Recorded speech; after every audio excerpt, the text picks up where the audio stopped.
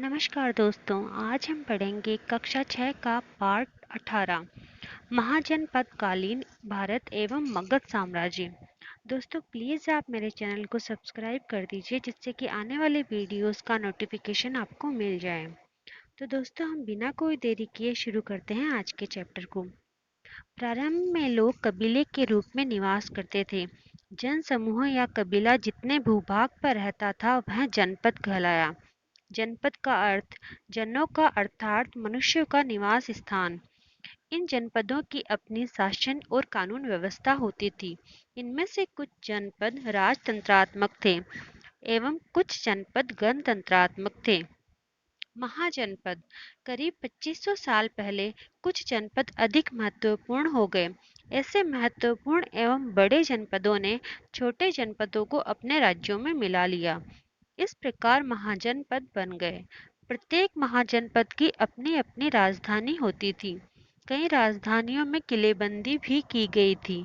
महाजनपद के शासक नियमित सेना रखने लगे थे। सिपाहियों को वेतन देकर पूरे साल रखा जाता था। कुछ भुगतान संभवतः आहत सिक्कों के रूप में होता था। इन महाजनपदों की संख्या 16 थी। 16 महाजनपदों की सर्वप्रथम जानकारी बौद्ध ग्रंथ अंगुत्तर निकाय में मिलती है। दोस्तों ये प्रश्न कई बार परीक्षाओं में पूछा गया है कि 16 महाजनपदों की सर्वप्रथम जानकारी किस ग्रंथ से मिलती है। तो इसकी जानकारी अंगुत्तर निकाय से मिलती है। 16 महाजनपदों का विवरण। अंग की राजधानी चंपा, वर्तमान शहर तथा जहाँ पर ये जनपद पहले थे, बिहार के मुंगेर व भागलपुर जिलों का क्षेत्र। तो अंग जो था उसकी राजधानी जो चंपा में है वो पुराने जमाने में चंपा थी और वर्तमान में बिहार के मुंगेर एवं भागलपुर जिलों का क्षेत्र है। मगध की राजधानी पाटलिपुत्र, बिहार के गया और पटना जिलों का क्षेत्र। काशी वाराणसी उत्तर प्रदेश के वर्तमान के वाराणसी और उसके आसपास का क्षेत्र। कौशल की श्रावस्ती उत्तर प्रदेश के अवध के अयोध्या फैजाबाद का क्षेत्र। वज्जी की राजधानी वैशाली गंगा नदी के उत्तर में नेपाल की पहाड़ियों तक बिहार में वैशाली का क्षेत्र। मल्ल की राजधानी कुशीनारा एवं पावा बिहार के पटना जिले के पास कुशीनगर एवं पावा क्षेत्र में फैला था एवं उत्तर प्रदेश के गोरखपुर एवं देवरिया जिले में। चेदी की राजधानी शक्तिमती यमुना के किनारे बुंदेलखंड एवं झांसी का क्षेत्र। वत्स की राजधानी कौशाम्बी उत्तर प्रदेश में इलाहाबाद का क्षेत्र। कुरु की राजधानी इंद्रप्रस्थ दिल्ली मेरठ और गाजियाबाद के आसपास का क्षेत्र। पांचाल की राजधानी अहिछत्रम एवं काम्पिल्ले गंगा यमुना के मध्य में रुहेलखंड रायपुर बरेली बदायूं एवं फर्रुखाबाद जिले। मत्स्य की राजधानी विराटनगर राजस्थान का जयपुर भरतपुर और अलवर का क्षेत्र। सूरसेन की राजधानी मथुरा उत्तर प्रदेश के मथुरा वृंदावन एवं आसपास का क्षेत्र। अशमक की राजधानी पोतन दक्षिण में गोदावरी नदी के तट तक फैला दोनों ओर का क्षेत्र। अवंती की राजधानी उज्जैनी एवं महिष्मती मध्य प्रदेश के उज्जैन एवं नर्मदा घाटी का क्षेत्र। कंबोज की राजधानी राजपुर जम्मू कश्मीर अफगानिस्तान एवं पाकिस्तान तक फैला था। गांधार की राजधानी तक्षशिला पूर्वी अफगानिस्तान जिसमें कश्मीर घाटी एवं तक्षशिला का भूभाग सम्मिलित है। दोस्तों हम ध्यान देंगे कंबोज और गांधार ये दो महाजनपद वर्तमान भारत से बाहर हैं। ये दोनों अफगानिस्तान और पाकिस्तान में फैले हुए हैं। उसके आगे हम पढ़ेंगे सभी महाजनपदों का विस्तृत वर्णन। मत्स्य इस राज्य का विस्तार आधुनिक राजस्थान के अलवर जिले से चंबल नदी तक था।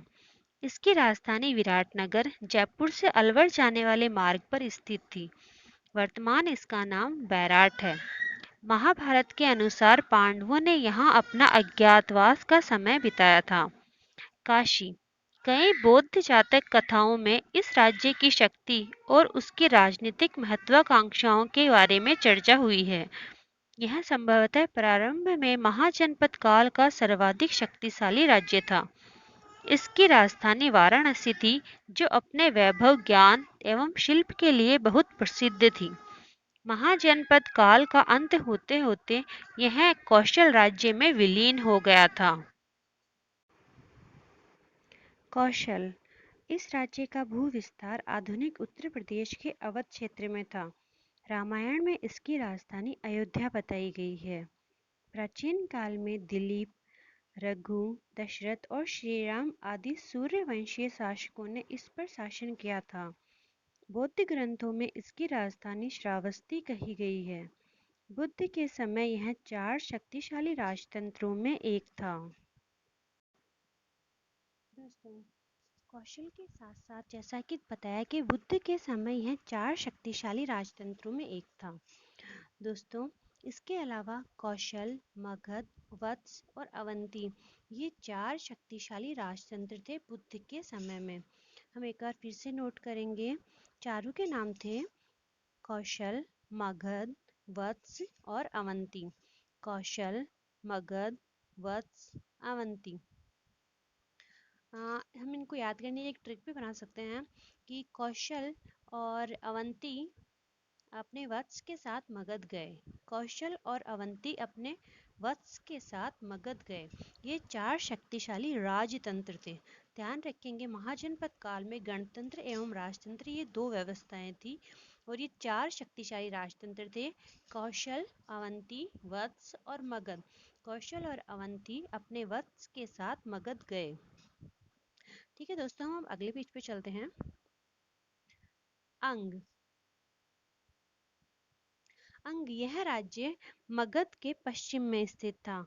इनमें आधुनिक बिहार के मुंगेर और भागलपुर जिले सम्मिलित थे। मगध व अंग राज्यों के बीच चंपा नदी बहती थी। ध्यान रखेंगे, मल्टीपल चॉइस क्वेश्चन आ सकता है ऐसा हमारे पास कि मगध व अंग राज्यों के बीच कौन सी नदी बहती थी। तो इनके बीच चंपा नदी बहती थी। चंपा इसकी राजधानी का नाम भी था। यह उस काल के व्यापार एवं सभ्यता का प्रसिद्ध केंद्र था। अंग और मगध के मध्य निरंतर संघर्ष हुआ करते थे और अंत में मगध में यह विलीन हो गया था। मगध इस राज्य का अधिकार क्षेत्र मोटे तौर पर आधुनिक बिहार के पटना और गया जिलों के भूप्रदेश पर था। इसकी प्राचीनतम राजधानी गिरिव्रज थी। बाद में राजगृह व पाटलिपुत्र राजधानी बनी। प्रारंभ में यह एक छोटा राज्य था, पर इसकी शक्ति में निरंतर विकास होता गया। बुद्ध के काल में यह 4 शक्तिशाली राजतंत्रों में एक था। दोस्तों, हमने अभी थोड़ी देर पहले ही याद किया है, कौशल और अवंती अपने वत्स के साथ मगध चले गए थे, तो मगध एक शक्तिशाली राजतंत्रों में था। वज्जी यह राज्य गंगा नदी के उत्तर में नेपाल की पहाड़ियों तक विस्तृत था। पश्चिम में गंडक नदी इसकी सीमा बनाती थी और पूर्व में संभवतः इसका विस्तार कौशी और महानंदा नदियों के तटवर्ती जंगलों तक था। यह एक संघात्मक गणराज्य था जो 8 कुलों से बना था। इसकी राजधानी वैशाली थी। बुद्ध और महावीर के काल में यह एक अत्यंत शक्तिशाली गणराज्य था। बाद में मगध के शासक ने इसे अपने राज्य में एक प्रदेश बना लिया। दोस्तों, यह 8 कुलों से बना था, एक संघात्मक गणराज्य जो 8 कुलों से बना था। वज्जी एक संघात्मक गणराज्य था जो कि 8 कुलों से बना था। दोस्तों, हमने मगध में कई सारे महाजनपद विलीन होंगे। सबसे पहले हमने देखा अंग इसमें विलीन हो गया, फिर उसके बाद में वज्जी, इसके बाद में मल्ल और वत्स भी इसके अंदर ही मिल जाएंगे। इसके बाद हम पढ़ते हैं, और यह भी बुद्ध और महावीर के काल में भी यह एक शक्तिशाली गणराज्य था। 8 से बना था वज्जी, और मगध के अंदर कौन कौन से मिल जाएंगे? अंग, वज्जी, मल्ल और वत्स। के बाद हम पढ़ते हैं मल्ल। यह भी एक गणराज्य था। यह 2 भागों में बटा हुआ था। एक की राजधानी कुशीनारा वर्तमान उत्तर प्रदेश के देवरिया जिले में आधुनिक कुशीनगर और दूसरी की पावा थी। मल्ल लोग अपने साहस एवं युद्ध प्रियता के लिए विख्यात थे। मल्ल राज्य अंततः मगध द्वारा जीत लिया गया। तो किस महाजनपद के लोग साहस और युद्ध प्रियता के लिए विख्यात थे? मल्ल के थे। इसकी 2 राजधानियां कौन कौन सी थी? कुशीनारा और पावा। हम इसको याद कर सकते हैं कि मल्ल जो होता है ना, जैसे दंगल लड़ाई वगैरह, तो उसमें कुशलता पाने के लिए लोगों को पाव खाना चाहिए। पाव खाने से कुशलता आएगी मल्ल लड़ने के लिए। चेदी, यह राज्य आधुनिक बुंदेलखंड के पश्चिमी भाग में स्थित था। इसकी राजधानी शक्तिमती थी, जिसे बौद्ध साक्ष्य में सोतत्वती कहा गया है। तो हम इसको याद कर सकते हैं, किसी सोते हुए को चद्दर ओढ़ाने के लिए शक्ति की आवश्यकता होती है।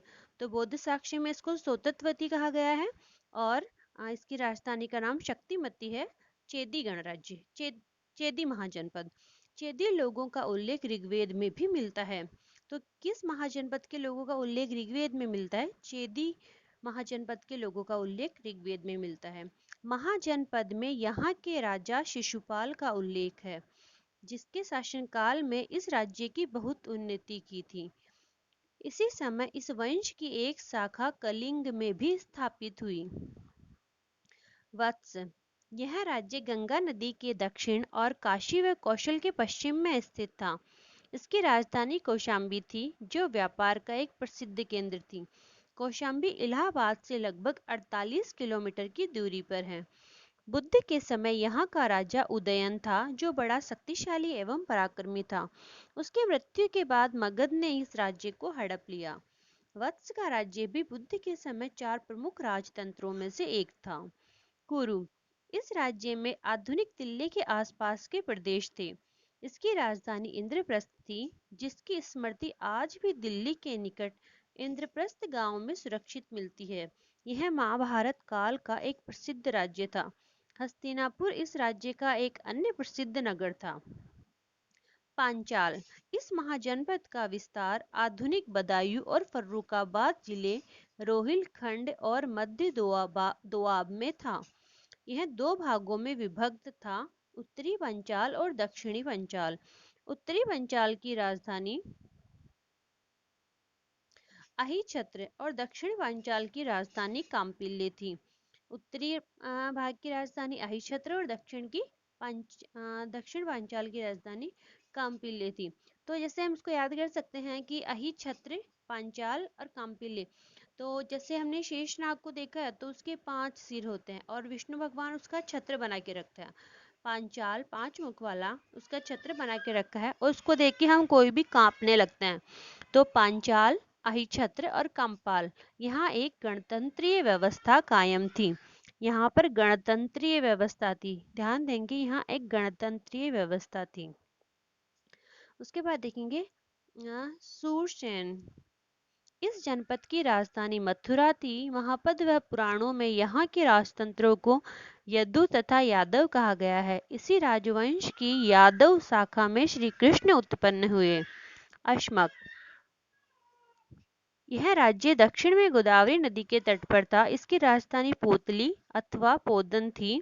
बाद में अवंती ने इसे अपने राज्य में मिला लिया था। यह हमारी दक्षिणतम है। दक्षिणतम महाजनपद का अगर क्वेश्चन आता है तो हमें अश्मक को करना है, जो कि गोदावरी नदी के तट पर था और इसकी राजधानी पोतली या पोदन थी। तो हम ध्यान से रखते हैं, जैसे हमारा घोड़ा है अश्व, अश्मक, उसको हमने पोत दिया, पोदल दिया, पोदन दिया, पोत दिया, अश्व को पोत दिया, तो पोतली व पोदन। अवंती, इस राज्य के अंतर्गत वर्तमान उज्जैन का भूप्रदेश तथा नर्मदा घाटी का कुछ भाग आता था।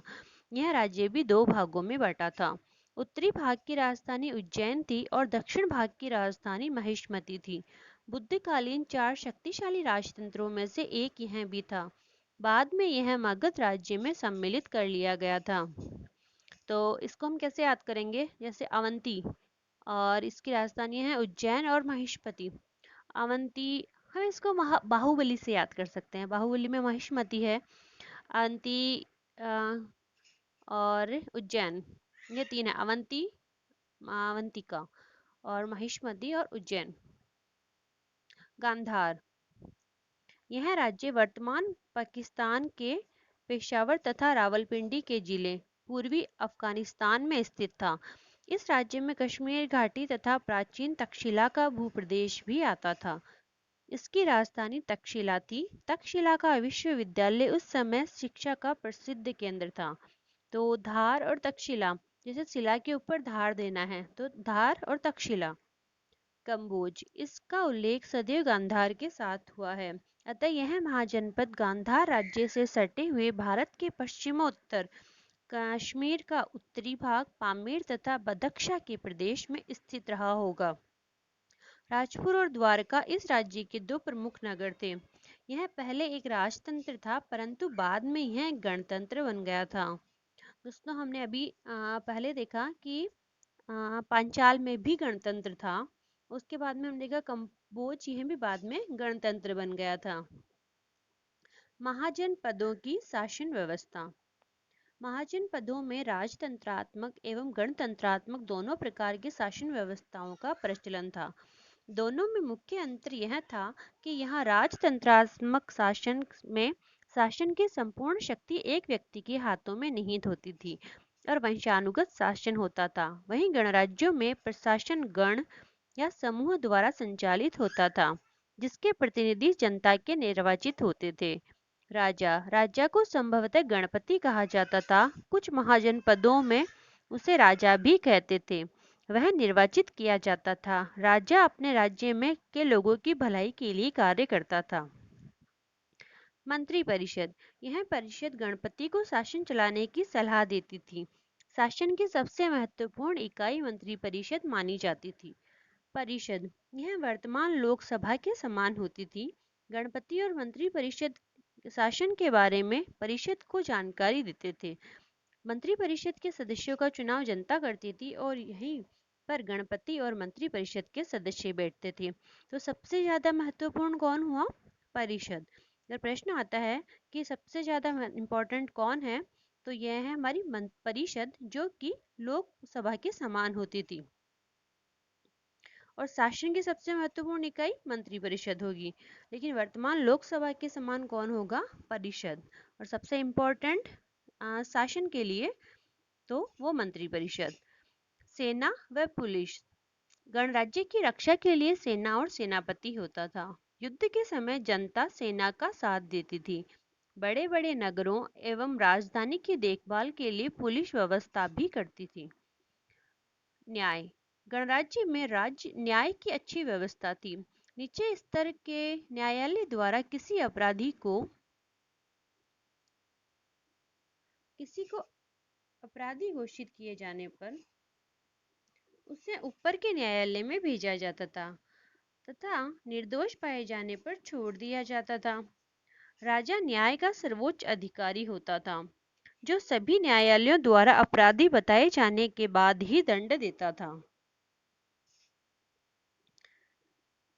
कर एवं आय व्यय, महाजनपदों के राजा विशाल किले बनाते थे और बड़ी सेना रखते थे, इसीलिए इन्हें प्रचुर संसाधनों व कर्मचारियों की आवश्यकता होती थी। अतः महाजनपद के राजा लोगों द्वारा समय समय पर लाए गए उपहारों पर निर्भर न रहकर अब नियमित रूप से कर वसूल करने लगे। कृषि, व्यापार और व्यवसाय से कर लिया जाता था। वनों और खदानों से होने वाली आय राज्य की होती थी।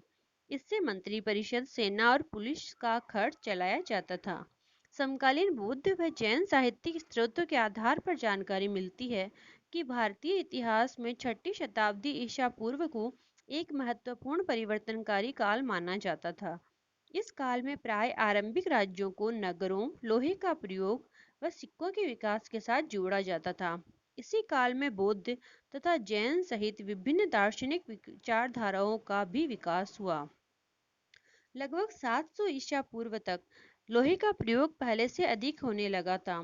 इससे बनाए जाने वाले औजारों से कृषि तथा अन्य उत्पादनों के साधनों में प्रगति हुई। यही वह समय था जब गंगा और यमुना के तट पर अनेक प्रमुख नगर बसे। इन शहरों में से इंद्रप्रस्थ, हस्तिनापुर, कौशाम्बी तथा बनारस आज भी प्रसिद्ध नगरों में गिने जाते हैं। गंगा नदी के आसपास इतने सारे शहरों के होने का भी कारण था। गंगा नदी स्वयं में एक महत्वपूर्ण व्यापारिक मार्ग थी और इसके द्वारा समुद्र तक पहुंचना संभव था। दूसरी गंगा घाटी का जो इलाका था वहां से लौह अयस्क काफी मात्रा में मिलता था। इसका फायदा उठाकर कुछ महाजनपदों ने अपना प्रभाव बहुत बढ़ाया। इनमें से एक मगध इतना बड़ा हो गया था कि इसके विस्तार को साम्राज्य का दर्जा दिया जाता था। यह हम आगे आने वाले अनुच्छेद में जानेंगे। मगध साम्राज्य का उदय। छठी शताब्दी ईसा पूर्व में भारत में 16 महाजनपद थे। इन 16 महाजनपदों में से मगध राजनीतिक, भौगोलिक और सामरिक दृष्टि से महत्वपूर्ण था, जो अन्य महाजनपदों को अपने में विलीन कर भारत के प्रथम विशाल साम्राज्य के रूप में विकसित हुआ। छठी से चौथी शताब्दी ईसा पूर्व में लगभग 200 साल के भीतर मगध आधुनिक बिहार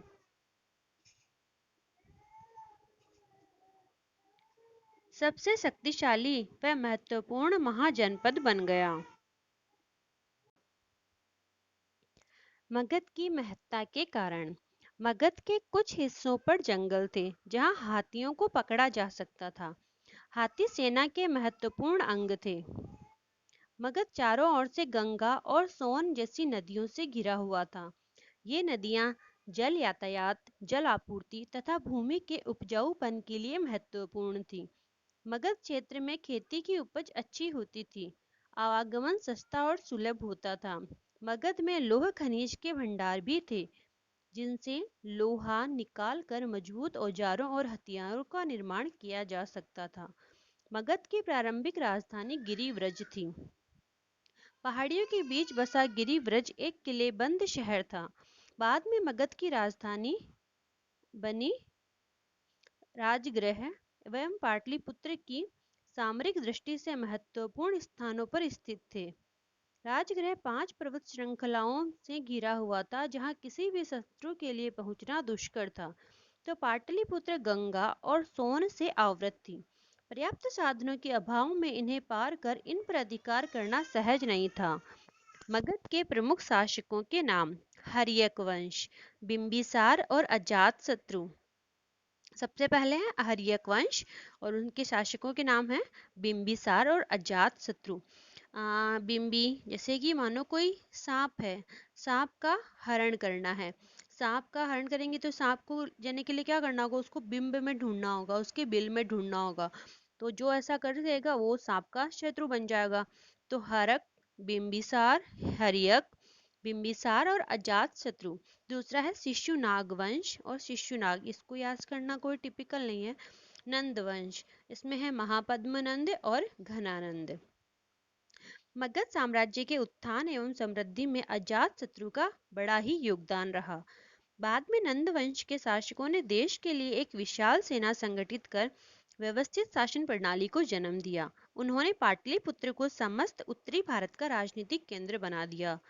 पाटलिपुत्र शीघ्र ही न केवल राजनीति का वरन शिक्षा व संस्कृति का भी केंद्र बन गया। नंद राजाओं ने माप तोल की नई प्रणाली भी चलाई थी। मगध साम्राज्य का इतना उत्थान हुआ कि लगभग 1000 वर्ष तक मगध एक साम्राज्य के रूप में महत्वपूर्ण बना रहा।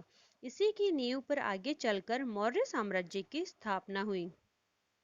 यूनानी ग्रीक प्रमाणों से भी जानकारी मिलती है कि नंद राजा का एक विस्तृत राज्य था, जिसमें कहा गया कि सिकंदर के समय में व्यास नदी के आगे की शक्तिशाली जातियां एक साम्राज्य के अधीन थी और उसकी राजधानी पाटलिपुत्र थी। नंदों के पास एक बहुत बड़ा कोष था, साथ ही एक विशाल सेना थी, जिससे भयभीत होकर सिकंदर की सेना ने व्यास नदी के आगे बढ़ने से इनकार कर दिया था। नंद वंश के शासकों ने धन संचय करने और विशाल सेना को रखने के लिए अत्यधिक कर लगाए। करों का बोझ अधिक होने से प्रजा राजा को घृणा की दृष्टि से देखती थी। परिणाम स्वरूप असंतुष्ट वर्ग ने चंद्रगुप्त को अपना नेता बनाया, जिससे नंद वंश को समाप्त कर प्रसिद्ध मौर्य साम्राज्य की नींव डाली गई। दोस्तों, ये हैं इस पार्ट के क्वेश्चन आंसर्स और ये शब्दावली, इसको आप देख लेंगे। वीडियो को देखने के लिए बहुत बहुत धन्यवाद। आगे की कक्षा में हम जल्दी मिलेंगे, तब तक अपनी तैयारी को जारी रखिए। धन्यवाद।